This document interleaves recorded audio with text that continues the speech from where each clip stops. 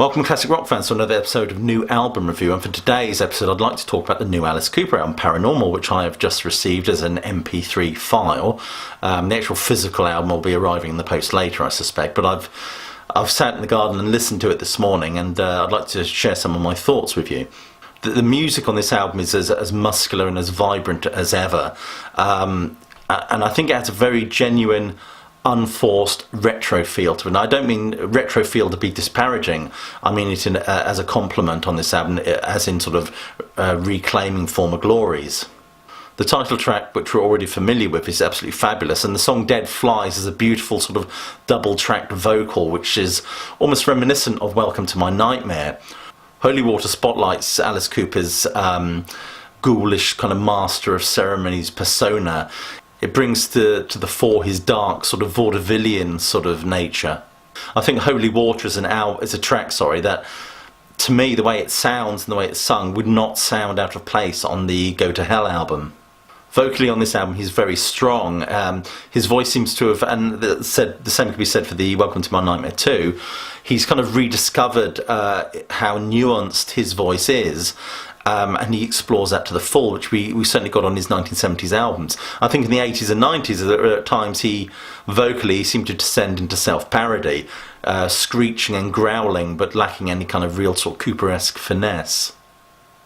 Listening to this album, one can't help be struck by the crystal clear production values on it. I think we've got Bob Ezrin to thank for that as well. This album, I think, seems to channel all its creative energies into making music that connects with his past. Not only does he connect with his past, it does have a sense that it's very much in the moment and the present as well. I mean, there is no doubt that Paranormal mines are kind of a familiar Alice Cooper band aesthetic. Nevertheless, it's performed with a modern flair. The title track Paranormal is fabulous. It kind of builds momentum, and it has a kind of an acoustic refrain which is quite kind of refreshing as well. Dead Flies is absolutely brilliant because it draws like a very shaky connection between Alice Cooper's grotesqueries and tentative cultural criticism from everything from cannibalism to privacy laws. Obviously it's reminiscent of, we're reminded of Halo of Flies from the Killer album, and it has that kind of vibe to it. Fireball is another good song really on the album. It burns with kind of a gleeful apocalyptic terror, if you like. And his vocals on this track are gloriously underplayed really. And this kind of sets him in competition with the wonderful guitar and driving riff that undercuts it. There's a couple of tracks on here obviously recorded by the Alice Cooper Band which has sparked some interest. Genuine American Girl, which looks at kind of has a kind of sock hop doo-wop feel to it, but it kind of looks at sort of transgenderism and identity. So it's a very modern song in that respect. And of course the other one is You and All Your Friends, which has a very anthemic feel to it. It's a bit of an earworm really. A lot of the songs on this album kind of get into your head straight away, and it's very pleasing on its first listen.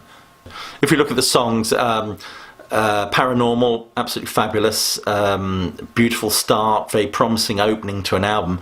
Dead Flies is perhaps one of my favourites on this album. It's for the reasons I've said, it's just superb. Fireball, Paranoid Personality is great. Falling in Love is a song that I think Billy Gibbons plays on this one.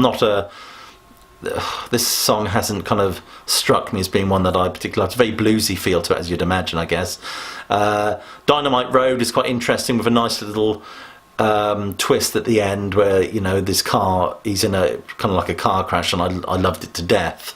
Obviously it has sort of those sort of references to the Love It to Death album, plus a pun on the expression to love something to death, quite literally in this case. But it's not a track that I particularly love. Private Public Breakdown is brilliant, I think. I really like the feel of that. Holy Water is wonderful. Rats, not so much, really. The Sound of A is one that's not really talked about, but it has an almost proggy feel to it, the way it begins. And it's with the organ and the guitars beautifully complementing Alice Cooper's voice on this track. Then, of course, we get the bonus. There's two tracks by the original Alice Cooper band, which I've already mentioned. And then there's some live tracks by the current Alice Cooper band. Anyway, I love this album. I think you should buy it. I don't think you'll be disappointed, especially if you liked the last one he did. You've been watching an episode of New Album Review. Please click like, subscribe, but more importantly, please do keep listening.